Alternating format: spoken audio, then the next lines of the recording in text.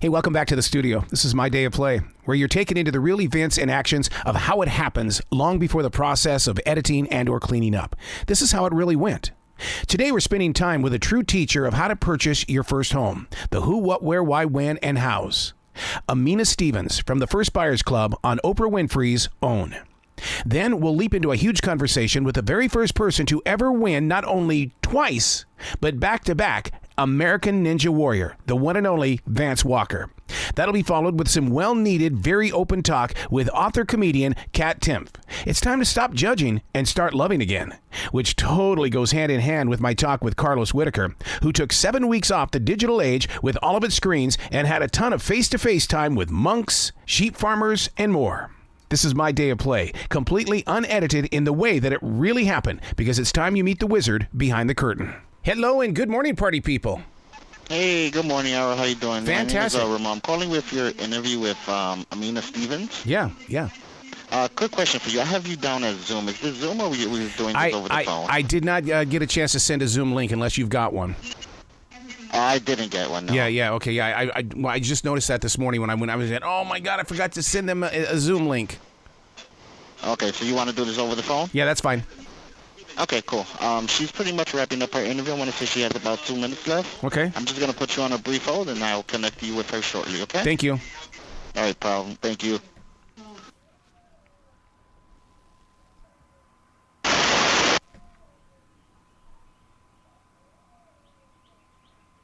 Hi, Arrow. Hello and good morning. How are you doing today?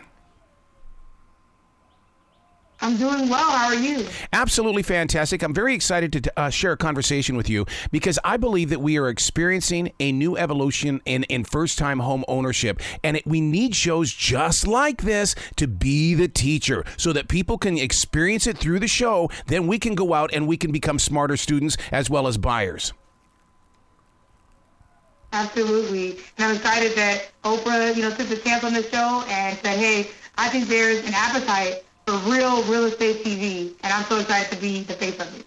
One of the things that we're experiencing, especially just north of you here in Charlotte, is that there's a transition with the older generation giving up the homes to the younger generation, but what's happening is they're coming from condos and they don't know how to work on their lawns. Will you put focus on this, that there's a reason why there's a homeowners association? Absolutely. A lot of people do not like homeowner associations because they're concerned about the fees and things like that. Yeah. But I definitely think there are pros and cons. HOAs maintain the integrity of the neighborhood and the quality of, the neighborhood, and also can take away some maintenance and repairs and things like that. So there's definitely pros and cons to HOAs, but I think that depending on the client and what their needs are will determine whether or not a condo or a house is right for them. With the new rules with the realtors' commissions, I mean, this has got to be a game changer because is that going to thin out the herd a little bit, or do you think this is still going to be a better way to buy homes? Honestly, I definitely think that I'm not a fan of the changes. I think that it makes it a little bit harder for buyers to get into homes, because the reality is that at the end of the day, buyers were always, paying the commissions. They were just rolled into the entire deal, right? So it's a little bit of semantics issue, but I think that it's just going to be more important now than ever to partner with a knowledgeable and a resourceful real estate agent that has the negotiation skills and the advocacy skills to make sure that the buyer is taken care of and that they ultimately can get into that home. So there definitely are strategies to still kind of make it happen and to negotiate and make sure that the buyers are taken care of. But I would say that it's going to be more important than ever to work with a realtor that knows how to do that. The show we're talking about is First Time Buyers Club on OWN. One of the things that I have really studied over the past year or so is that the first-time buyers are coming into these older homes and they're refurbishing them 100% to make them smart homes. Is it cheaper to buy the older homes more than the newer homes? Ooh, well, I definitely will say, as a realtor, I have to say everything is market specific, but I would say that in general, it typically is, you'll see this on the show. I almost don't want to give it away, but we explore this a lot on the show, so if you're interested, definitely watch. But I would say that oftentimes it can be cheaper to buy a new home. Yeah. Even if the sticker price is a little bit higher, builders are incentivizing buyers in ways that often I've never seen before, giving lower interest rates, paying all types of costs, including, warranties, obviously for a new home that lasts a long time. So I would say that often at face value, it might seem like, hey, this resale home that's, renovated or somewhat renovated, because sometimes people don't realize they're looking at a cosmetic flip, but are not looking at the critical component. So a lot of times it might look like, hey, this house is $20,000, $30,000, $40,000, $50,000 less. When you actually put the numbers beside a new build that's offering of interest rate, for example, that's 2% less than the prevailing rate, you'll find that, wait, maybe this new house is the better deal, altogether. Yeah. The pitfalls in homeowning. That's the one thing that I just wish people would go into it. I mean, I realize that, we're educated by making sure that we get the closing costs down and the loan and all that. But there's always going to be that pitfall of that upkeep in the end. That's a tough one to bite into.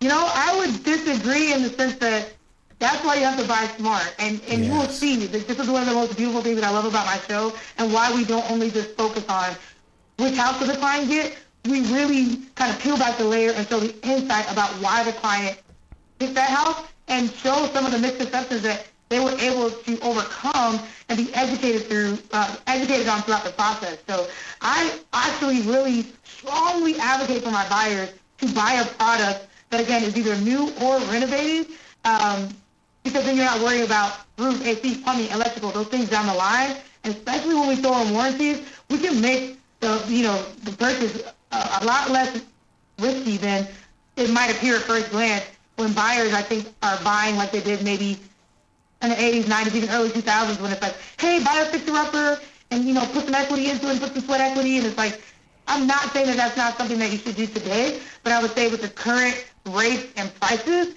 it doesn't hit the same. It's the best way I can say it, as just maybe spending a little bit extra, or finding those great programs or builder incentives that can make, the whole picture come together and be more affordable and less of a headache later.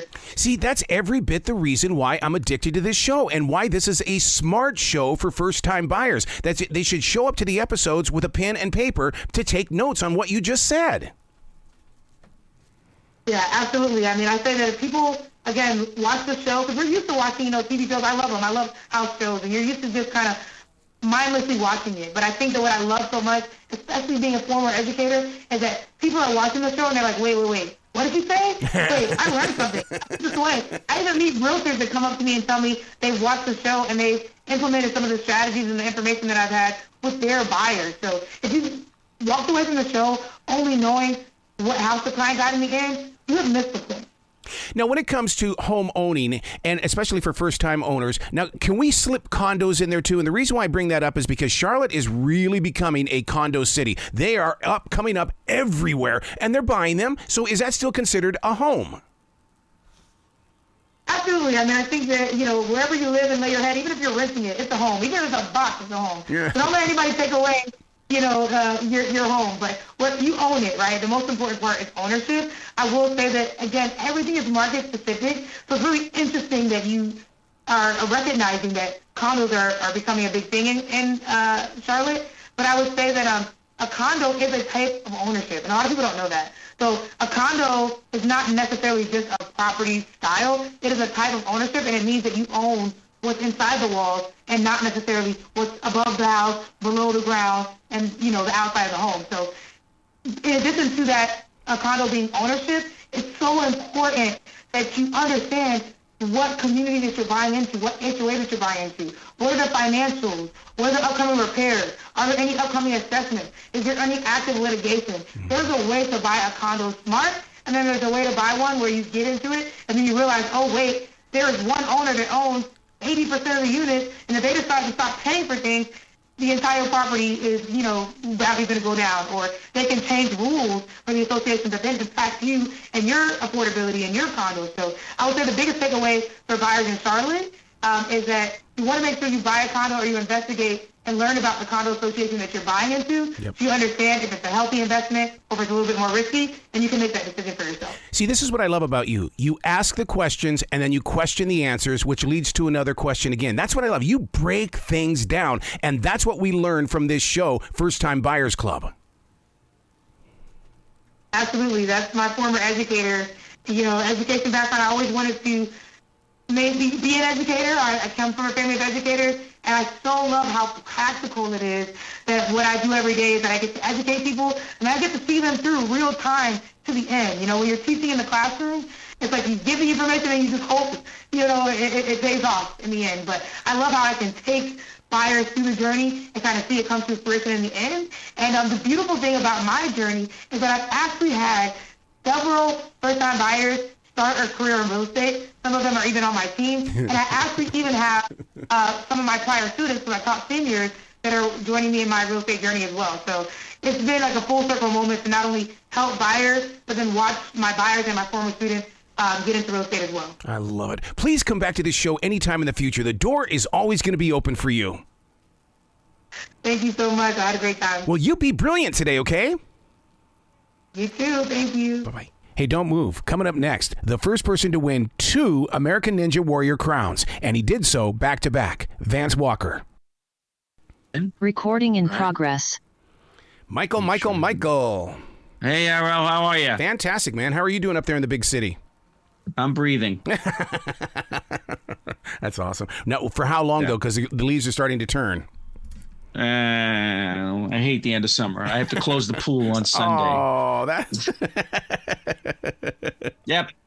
They're toying with the weather, whether it's going to be 80 degrees or 75. I don't know. The water would be too cold anyway for Saturday. So anyway, enough about that. Vance Walker's here. You'll have till 10 minutes. You'll have till 9:50. Good morning. How are you doing today, Vance? I'm doing great. How about you? You know, we were talking about that cooler weather and things. You guys faced that during those challenges. When you're out there on that desert floor in the middle of the night, how the hell are you staying warm? That is a great question. So you would think that Vegas would be hot, but in the middle of the night, it is very cold. So we have actually in between stages 3 and 4, I had a hoodie on, I had long pants on, I had a blanket covering me, and I had a mask on with sunglasses because not only is it freezing, but it's windy.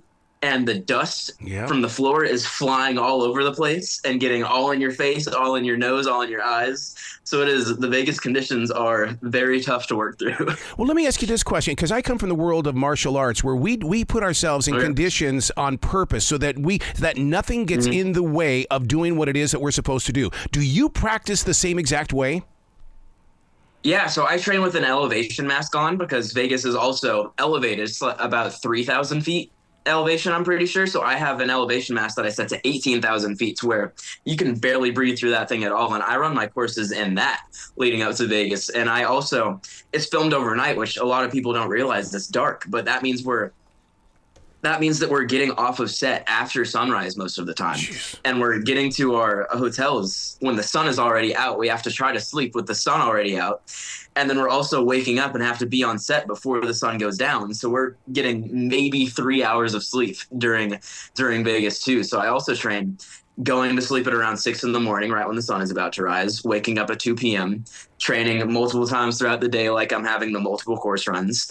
And it's a very hard training schedule to be able to prepare for that. Dude, doing morning radio, that's one thing that we had to do is we had to be up at the crack of dawn, but we also had to be in bed before the sun set. I don't know what this is doing to your body clock and how you've got good control or great control of it. How are you doing that? Yeah, well, I flipped that schedule probably a month and a half before filming Vegas. And then the rest of the year, I try to have it like half flipped, so I don't fully flip it. I usually go to bed during the normal time of the year around 1. And so it's like I don't have to fully flip it, but yeah, it definitely messes with you. And during actual filming, it is horrible, but it's something that we have to prepare for. Well, I'm so glad that you live by one of the great prophets quotes, Post Malone. They said I wouldn't be nothing. Now they say congratulations. My God, that is just something that needs to be branded with you at all times. Yeah, well, that's been one of my favorite songs for a very long time. I actually heard that song for the first time the day that I won my first national championship, and it stuck with me back then. That was, let me think, 6 years ago. Yeah, I think that was around 6.5 years ago. And yeah, it's stuck with me ever since then. And that's just been, Post Malone's been my favorite artist for a very long time. He's like the main one that I listen to. But that song specifically with They Said I Wouldn't Be Nothing, Now They Always Say Congratulations, that has stuck with me my entire life, because when I was born, I was diagnosed with cerebral palsy at 17 months old.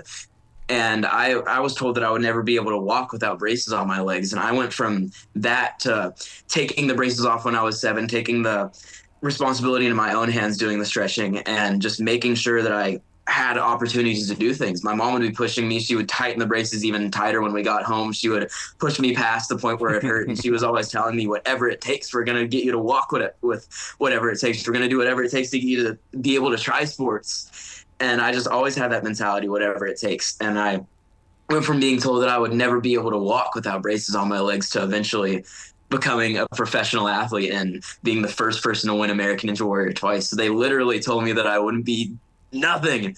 And now they always say congratulations. So I was able to live that out. And it's been like the prophecy for my life. So your personality and your empowerment just amaze me, because you're the type of person that can look at a mountain and say, I got this. And you don't let excuses in this generation get in your way. I got this. We're going to do it. And I mean, how do you convince that inner core of your soul to be so strong? That's a really good question. So I don't know the point where I fully believed that I would be able to walk. I think that was definitely all my mom telling me that I would be able to. But yeah, when I started trying sports, I tried multiple different things. I tried soccer, and you have to hit the ball with the inside of your foot, so you have to turn your leg out. And part of cerebral palsy is it turns your hips and knees in. And so I wasn't really able to kick the ball with the inside of my foot. I wasn't able to turn my foot out like that, so I couldn't do soccer. And football is something that I always loved. My dad has always been a huge fan, and he made us huge fans of football. But I couldn't be on the field for the whole entire game because the longer I was out there, the tighter my legs would get. So I kept trying multiple sports. And when I found Ninja, that was something that you're only on the course for a couple minutes at a time. You can train on your own schedule. And it was something that I could work around, and something that the first time I went to the gym, I really enjoyed. And I immediately, the first time I was ever at the gym, told my mom, okay, this is what I want to do. Signed me up for a membership. And she was like, I don't know, you might want to try it a few more times before paying for a year-long membership. And I was like, no, you'll see. And she was like, well, you'll get bored of it. It's the same obstacles every single day. And I was like, no, you'll see. Wow. So I started training for Ninja. And I think probably when I won that first national championship, the day that I heard that song for the first time was when I realized I think I could win this thing. And I set my mind right then that I was going to do it one day, no matter what it took. So how do you deal with pain? And the reason why I bring that up is because this past summer, I ripped my rotator cuff, and the doctor wanted me to do the surgery thing. And I said no. And I went into my own physical therapy. In other words, I did it myself to get movement, everything back to normal, which freaked him out, and he got a little pissed off. But how do you deal with it when you injure something? Do you go to the doctor immediately, or do you just know where to go? That's a good question. So I get injured a lot, mostly in my lower body because of the cerebral palsy. My hips get tweaked, and my ankles and knees get tweaked very often.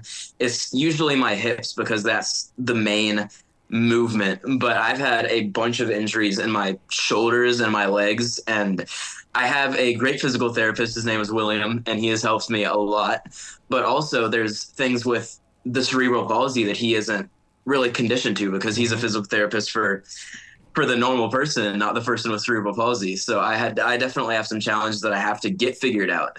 And there's actually one right now with my hip that he didn't know the answer to, and we had to go get checked out. And there's a lot of things where physical therapy, there's not really a specific thing to help that, because it's a condition that not a lot of people are accustomed to, especially training at this high of a level. Yeah. And a lot of people with those conditions, they don't keep pushing as hard as I have. And it's very difficult to find what's wrong in a lot of those cases, because I'm a very unique case. Yeah. So everything in martial arts is based on an animal. Now, the way that you move and the way that you can fly through that air, do you envision yourself as an animal? I think the most accurate thing would probably be a monkey from swinging around on one arm. But myself to an animal, I actually don't know what the best answer to that would be. I know my favorite animal is probably a capybara, so I'll go with that. Good. It just really amazes me the way that you're able to distribute your weight. I mean, that's the thing about it. It's like you go from your legs to your hands. I mean, it's got to be moving through you so quickly with no time to think about it. It's just what to do. Yeah, well, that's from hours of training a day. It's very difficult to learn, and it's very difficult to teach too. It's something that definitely comes naturally, and there are people that will train for 20 years that will never be as good as somebody who's trained for 2 just because they understand how the body works. And luckily, my first coach, Brett Sims, taught me very early on how your body moves through obstacles, and he didn't just teach me how to do obstacles. He taught me how to understand how your body works through them. So eventually when he opened up his gym in Greenville and I was left alone, I was able to teach myself how to do the new obstacles. So I would see something new and I would be able to figure out, okay, what does my body need to do on this obstacle, and then replicate it. So that's also something that having a great coach helps with. But yeah, learning how your body moves is probably the hardest thing in the sport, because it's not just strength anymore, which is what it used to be. It's all of these technical obstacles, and you have to put your body in the perfect position. You have to time stuff perfectly. If you miss a hand, you can be out. And it's become very technical like that. And that's what separates the normal people from the greats, is really understanding how the body works and what you need to do on those obstacles. Wow. Dude, you got to come back to this show anytime in the future. The door is always going to be open for you. Of course. Might have to take you up on that. All right, man. Well, you be brilliant today, okay? Thank you. You too. Thank you. Oh, the fun's not over yet. Wait until you sit down and have a conversation with Kat Timpf, who's got a very, very keen sense of humor, and she's connected to where we need to be in conversation. Good morning, Arrow. Hello. What's going on? Oh, nothing much. We got Kat Timpf here. All right. I love that. Hey, you got a double today, so 18 minutes. Good morning, Kat. How are you doing today? I'm doing great. How are you? Absolutely fantastic, and excited to share a conversation with you, because you really do bring up a lot of great points in this book through leadership, as well as you put some humor in here. You make it a very real, humorous book. Thank you. Yes, it definitely is an entertaining read. So I tell a lot of very interesting, funny stories in the book, because nobody wants to sit and be preached at, right? But if you make something fun to read, people want to read it. Yeah, the only thing that's missing from this book is a yellow highlighter, because you are prolific in so many different areas. It's like, oh my God, she said it, man. Now I'm going to learn from it. Thank you so much. I appreciate it. I mean, listen, I'm a writer. I think the thing that I do the best is writing. And I'll spend an hour sometimes on a single sentence. Yeah. See, I love breaking things down like that. And the reason why is because I swear that we're missing out on a lot of what our language is about, because we're just ignoring things. When in fact, if you sit down to write about it, oh my God, it just unfolds right there in front of you. Yeah, absolutely. And I think that this book is so important. I mean, honestly, many of us, we want a lot of the same things, right? But we have different ideas just for how to get there. And if you really want to win over and connect with someone who's different from you, then the best way to do that is to focus on what you have in common first.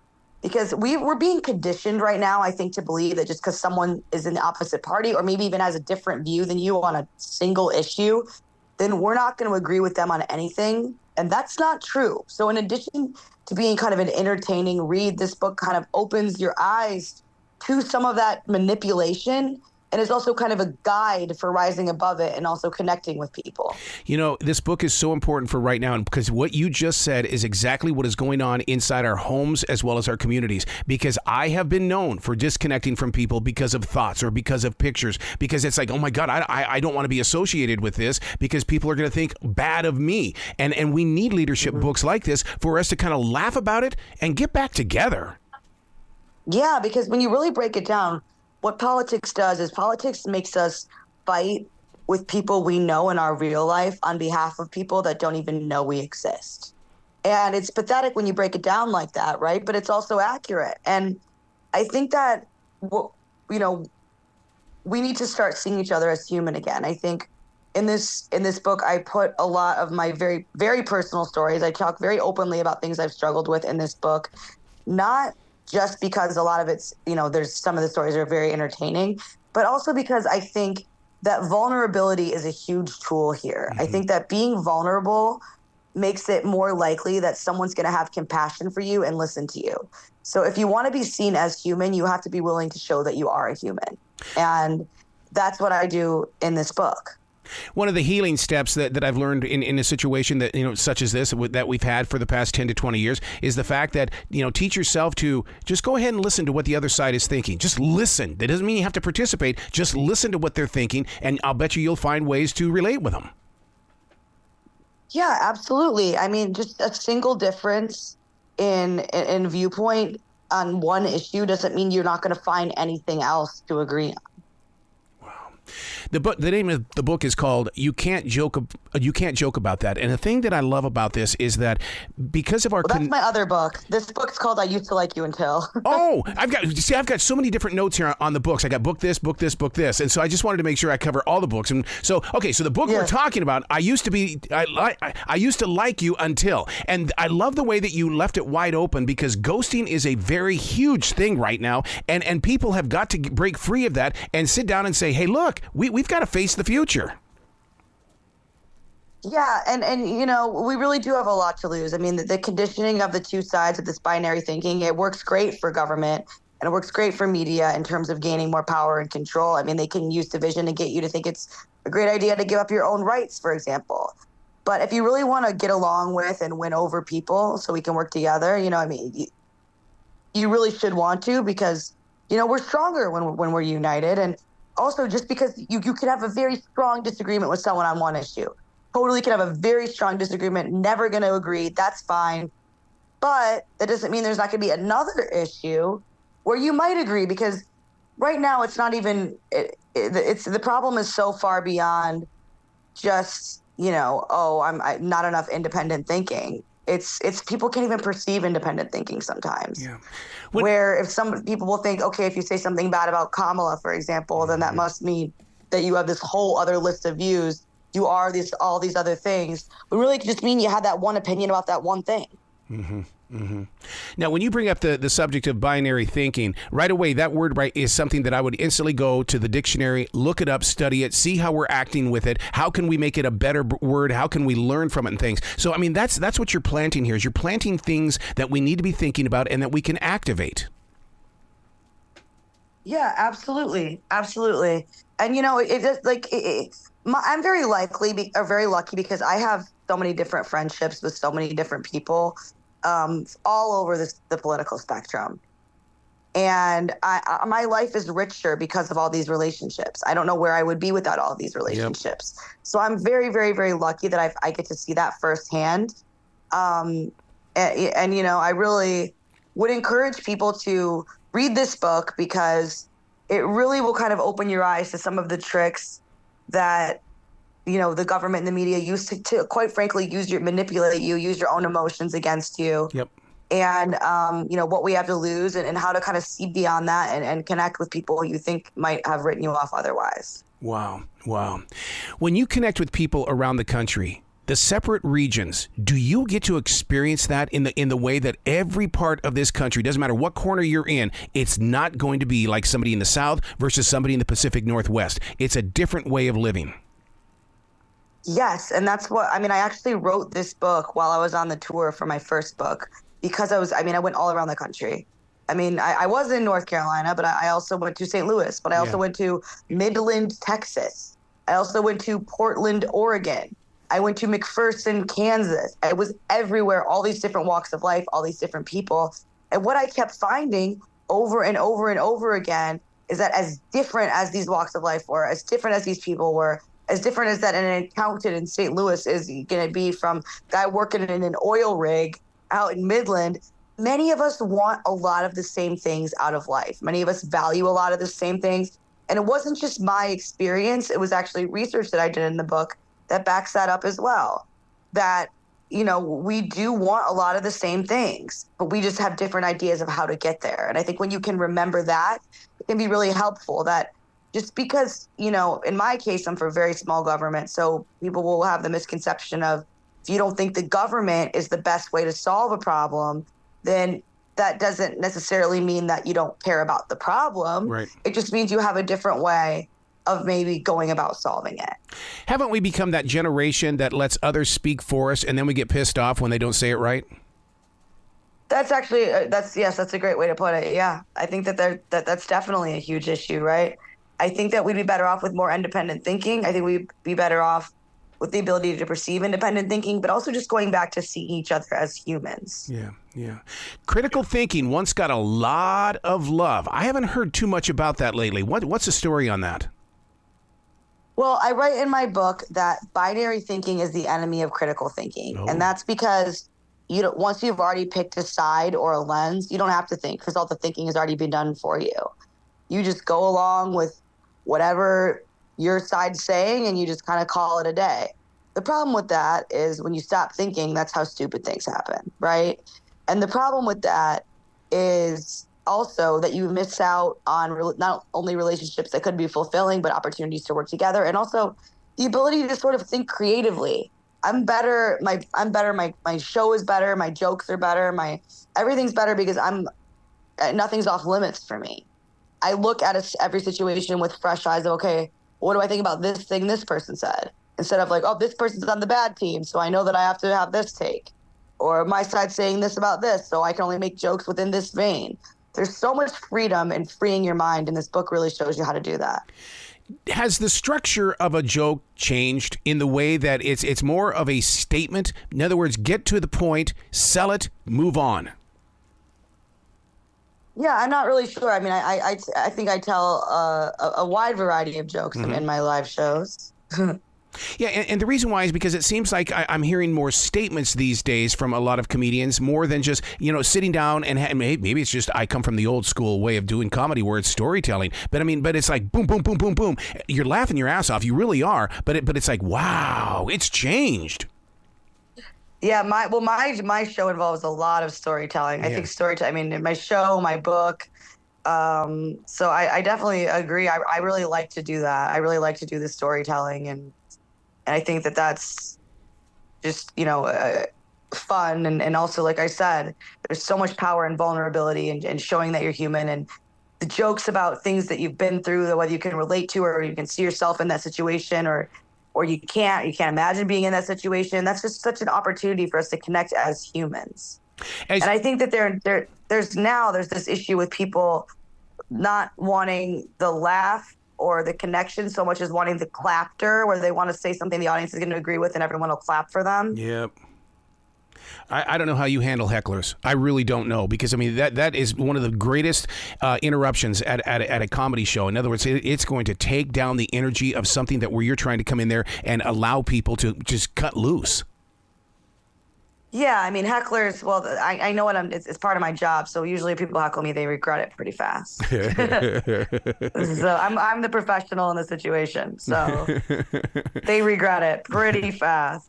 Wouldn't you say that you are an extension to your father's teachings in the way that, you're teaching us now to be yourself? Yes, my dad always taught me to, think for yourself, and I dedicated the book to my dad because it's my father who taught me to think for myself, and my husband who accepts the market risk of me doing so. It's very risky for me to come out with a book like this, especially in such a contentious time where everything is one side versus the other.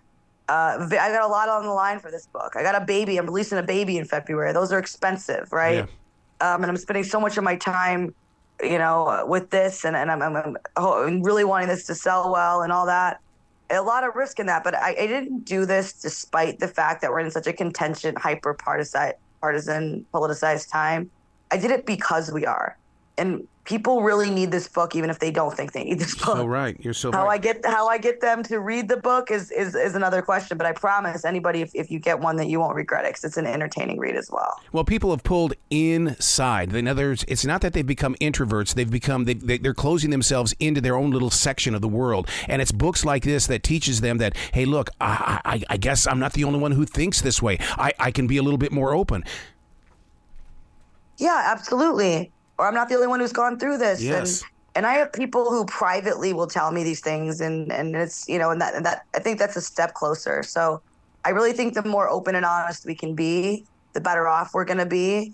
And just don't let media or a politician tell you how to feel about your neighbor when you could go talk to your neighbor yourself. So true. So true. I wish that I could be a fly on the wall when you were sitting down to write this book, because you had to have been talking to yourself, bringing it from the core, questioning yourself. Okay, is that too far? Is that not far enough? How can I get this to where it becomes effective? Yeah. I mean, but I think it's great because I was writing this on tour in green rooms. I mean, in hotels, in airport lounges. And I do meet and greets at my show where I'm meeting all these people who come to the show, but I'm also meeting waitresses at restaurants. I'm meeting, I'm talking to all these different people. So, I mean, I was really living the book as I was writing it. You shot me back to my last two books. I wrote them in a radio station production room because it was just that place of creative energy, and every place that you were talking about, a green room. My God, there's energy in there that the average person does not understand. But when you step into it, you're going, oh my God, I feel the energy of past things here. Yeah, I mean, it kept reinforcing what I thought was true, which is that, wow, this place is different than the last place I went, but we really still want a lot of the same things. Wow, there's so many different things inside this book that I just want to cover. And the reason why is because you're bringing up things such as, biology is sexist. And I mean, I love subjects like that because you've got the courage to say, here it is. How do you want to talk about it? Let's start a talk right now about it. Yeah, absolutely. I wrote 2 chapters about gender, and one of them was kind of criticizing some of the things that the right says, and the other one criticizing some of the things that the left says. Yeah. So I just made sure I'd have everybody mad at me, right? But I think that, honestly, one does not negate the other. And quietly, people have nuanced views on this nuanced subject. Even people who are very left-wing, who are women, don't want to be called people with vaginas, for example. Mm-hmm. And I think that I show polling that shows people have nuanced views on this subject. But people are afraid to put themselves out there. So what I'm doing in this book is I'm starting the conversation. I'm putting it out there. And again, I'm doing so. It's also a fun, funny chapter. I humiliate myself with a lot of the stuff I talk about. And I do that also because it's self-deprecation. I think there's a lot of power in that as well. Yeah. In terms of getting people to listen to you. Oh, I know I've lost a lot of podcast numbers due to the fact that I became more open with my religious speaking. And man, you should have seen those numbers just run away from me. It's like, really? I didn't say anything offensive, people. Come on. Well, that's just the idea of it. It's just that one thing should not be enough. And I do write a chapter about religion in this book because I am not religious myself. I wish I could be. I hope to get there at some point in my life. But people who are religious and people who are not religious have often they have misconceptions about each other. Yeah. People will think that because I'm not religious sometimes that I don't have any values, don't have any morals, and that's not true. People will sometimes think that religious people are judgmental, and that's, as I have some friends that are very close friends of mine that are very, very Christian or very, very Catholic or whatever else. I know that that's not true from them. So that really, it's about getting to know people and realizing and looking, instead of being judgmental, and looking curiously at your interactions with people, because, I love to be wrong at this point, because if I'm wrong, then I've learned something. I love to say, oh, I never thought of it that way before. Or, oh, wow, I thought this way about this one person. And I call myself out for times I've been wrong about people in my book. I call myself out for all kinds of things in my own book. What I almost lost myself due to some of my own biases. My own husband, he's more conservative than I am. And I thought I would not be interested in someone who was so clean cut like he was. And I would have missed out on this wonderful marriage, this wonderful partnership, and this baby that's being born in February if I didn't keep my mind more open. So as risky as it is for me to write this book, and this is definitely a very risky book, I talk about a lot of controversial subjects, and I do it in a way that is not within the media-approved way of one side versus the other. So I'm not going to get the same play as a lot of other books that are. Very risky, but equally as important. Not, actually, I'd say much more important. What I love about this book, Kat, is the fact that you put yourself in a position of where one thing, and this is my heart speaking, you're not going to grow up to become a grumpy old person, because you're getting it out there right now, because you're cleansing everything in you right now, saying, hey, this is what's right and wrong. Let's talk about it now. So, because, you always hear of grumpy old man syndrome. It's because they kept it in all those years, and now they think they've got a voice. Yeah, I guess I'll be a very happy little old lady. Yes. I'm definitely very open, and but I couldn't do it honestly just for the sake of myself. I couldn't, because there are things I'm very, this is a huge risk to put out a book like this, and I wouldn't take that risk just for myself. I'm doing it because I think that this is what we need right now. Yeah. I really, really do. And the more people that read this, there's something in here for everyone. And the more people that read us, honestly, the better off that will be. So many book critics say that, authors write and release books because it's very selfish. It's selfless. No. It's selfless. No, I'm not getting rich off books, guys. Yeah. I don't know if you guys, most people have absolutely no idea of how this works. I do hope to make some money, especially because babies are expensive. And quite frankly, also, if this book doesn't do well, I'm going to see it as confirmation that I can't be a mom and have a career. I mean, I'm so terrified because I'm not going to lie to you. Promoting a book is hard. Promoting a book while you're pregnant is so hard. I'm not operating at the same capacity because I'm growing a human right now. But I just think this issue is too important. I really think we have way too much to lose, both in terms of our rights and our freedoms, but also in terms of our relationships with each other that could be really valuable. That's the book I want to read, Growing a Human Right Now. That's got to be your next book because I really want to know what it was like to go through this in this age that we're currently living in. It's crazy. I found out I was pregnant the day that Trump was convicted. So I found out I was pregnant that morning.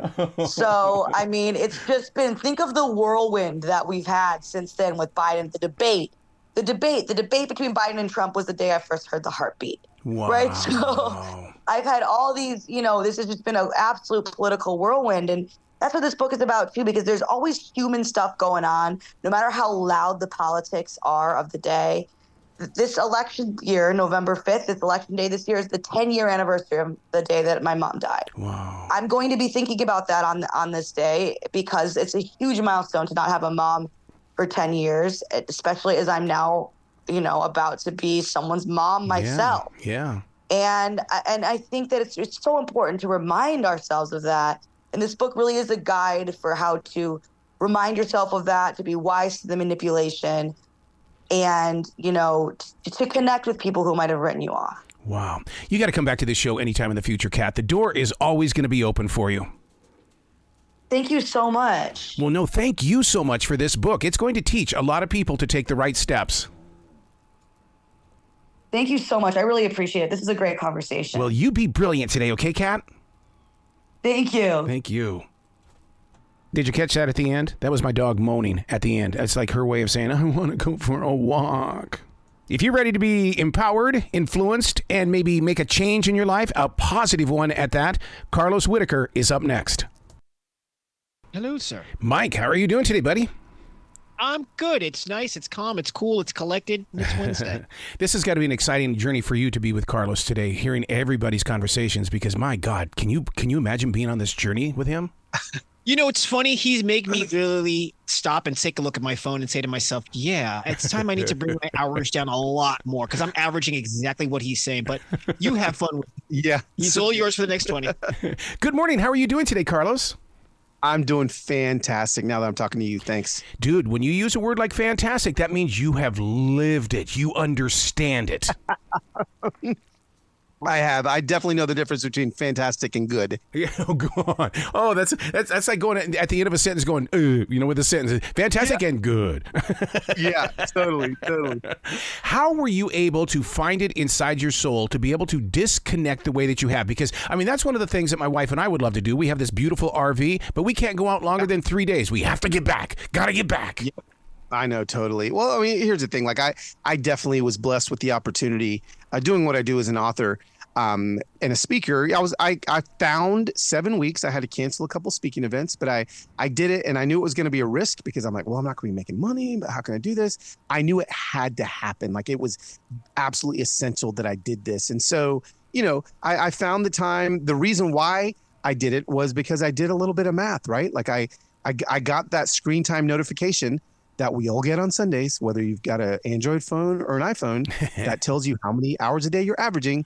Yeah. And mine was, 7 hours and 23 minutes a day I was averaging. Now, initially I was like, you know what? This is my job. Like, of course I average 7 hours a day. Like I'm on Instagram, I make YouTube videos, I make TikToks. But then the kicker was I did the math, and the math is what freaked me out. So the first equation I did was, well, how many I said, how many hours a week was I spending a week, not just a day? And it said 49 hours a week. And I was like, well, wait a second, that's 2 days. Like 2 whole freaking cycles of the sun I'm looking at this screen. What? So I said, let me do another one. How about a year?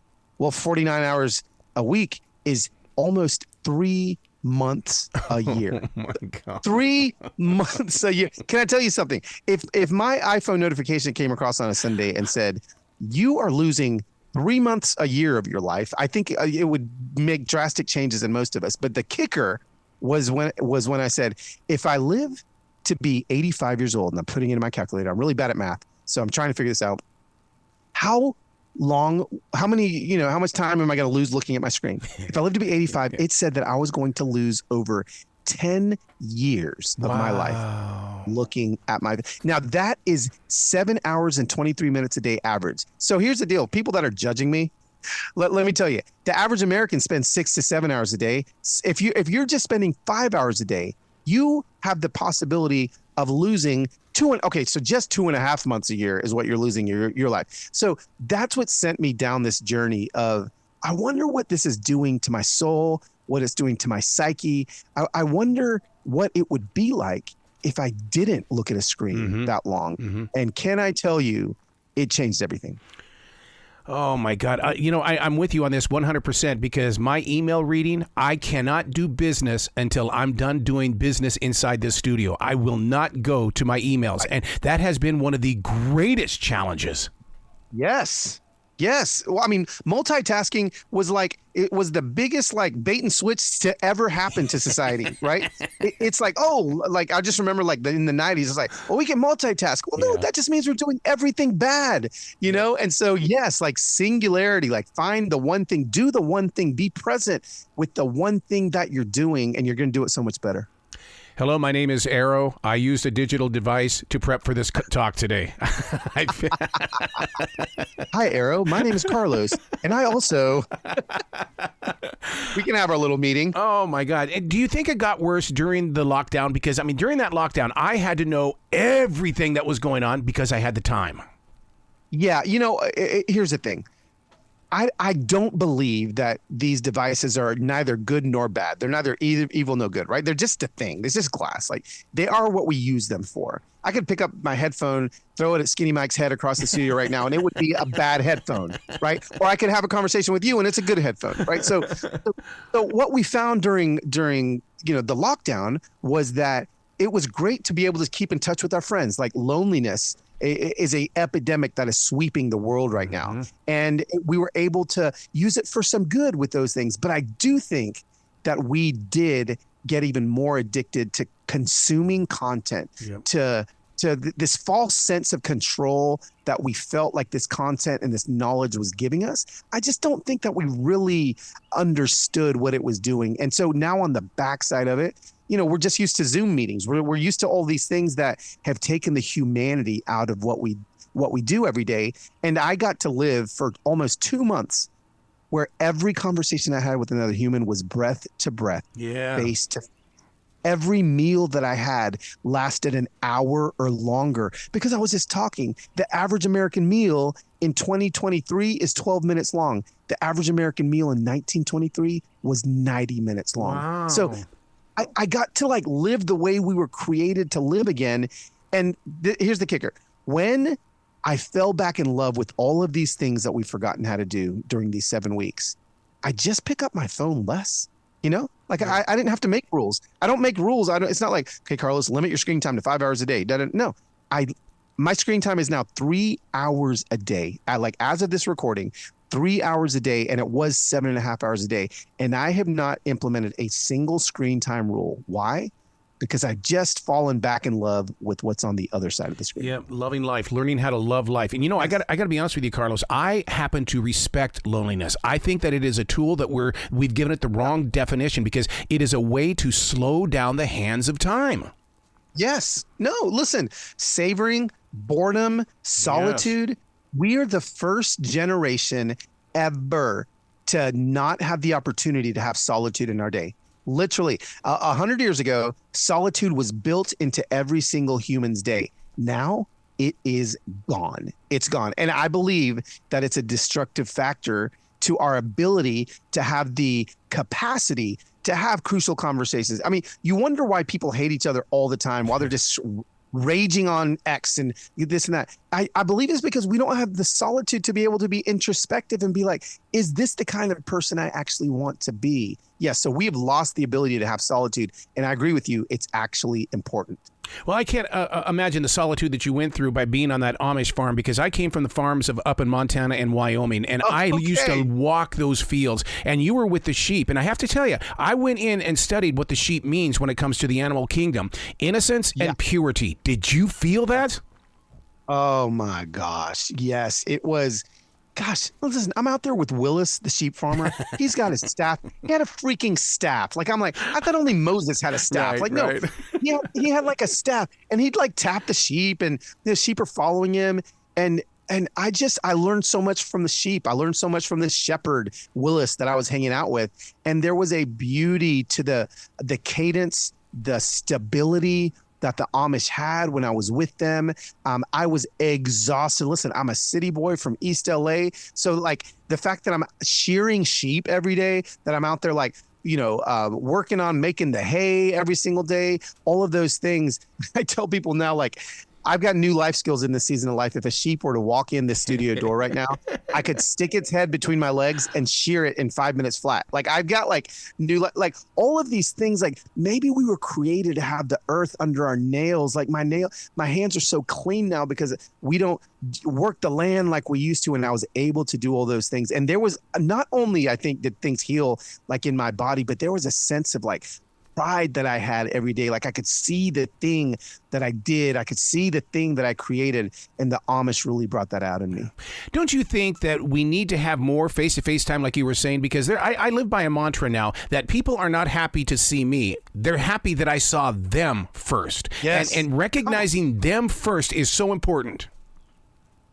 I mean, you're literally preaching my message right now. Like, this is so important. I believe there's 3 things as humans that I pulled out of this. Be human, which is slowing down, which is what I had to do with the monastery and with the monks. Seeing humans, seeing other people. Mm-hmm. That's what they're desperate for. Every human is desperate to be seen.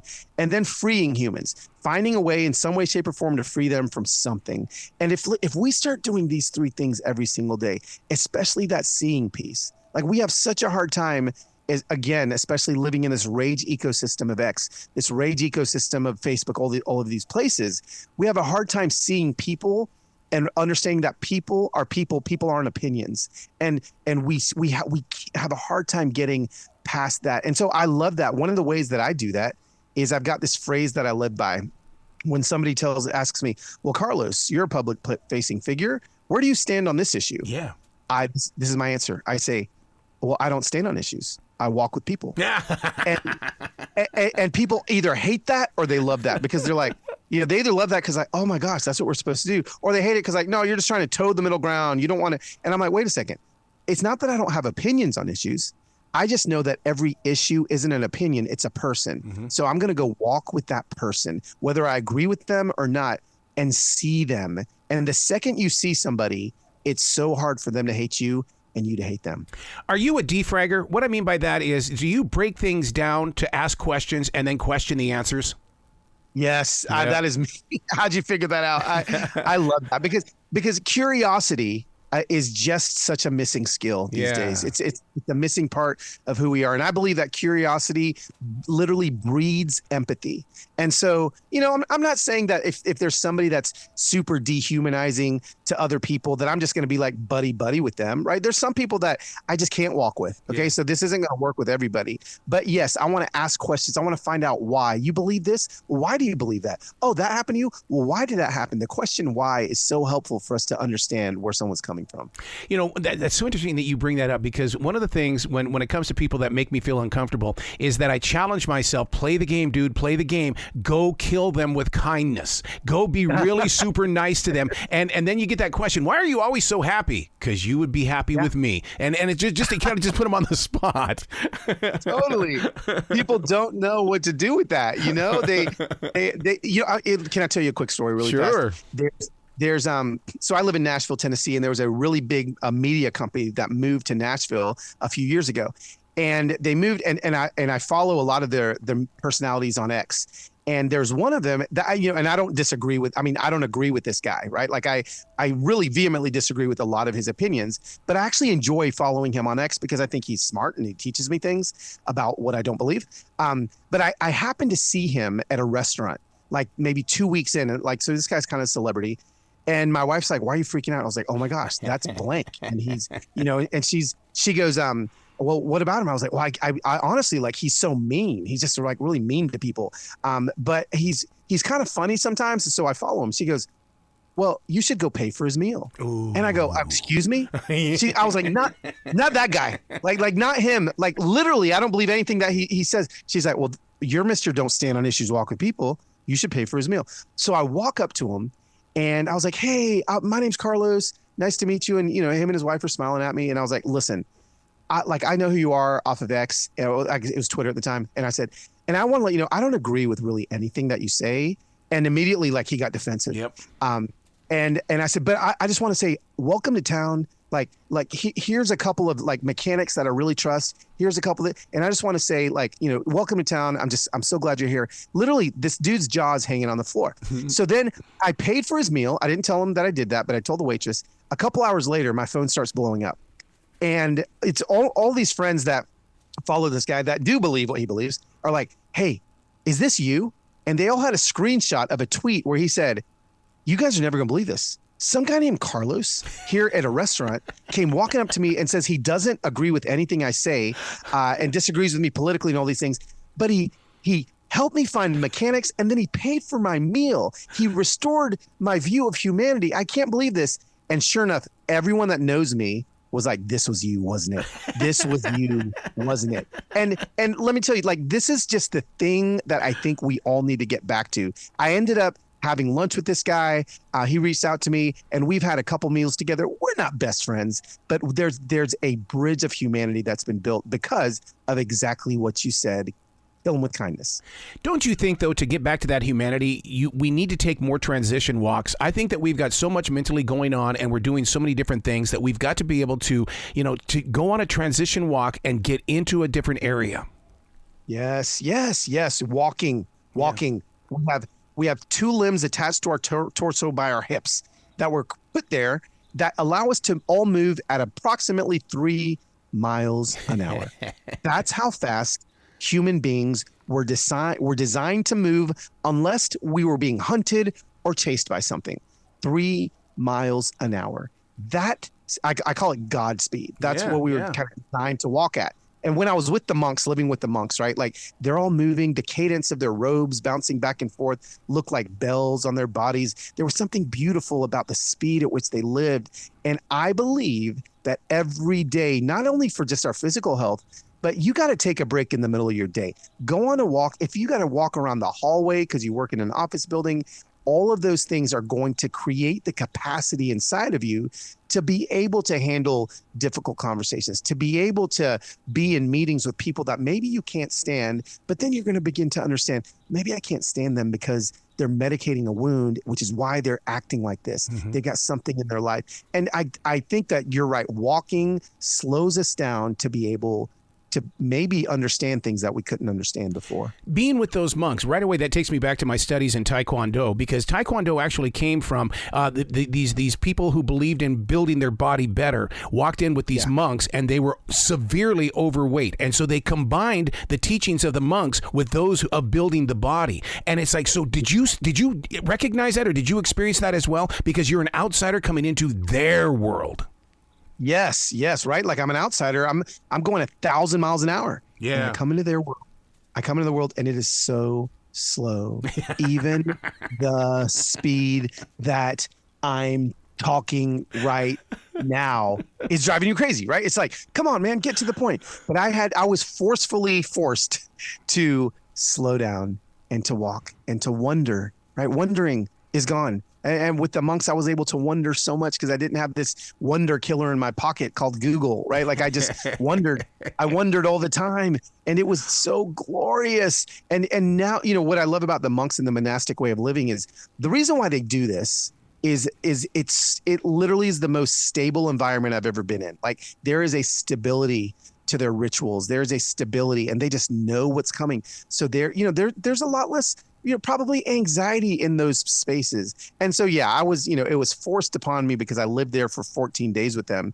Oh, but I left with so many things that I've continued to implement in my life. Wow. Where can people go to find out more about you, Carlos? Because I want them to really get into your heart and soul. Come on. I love that.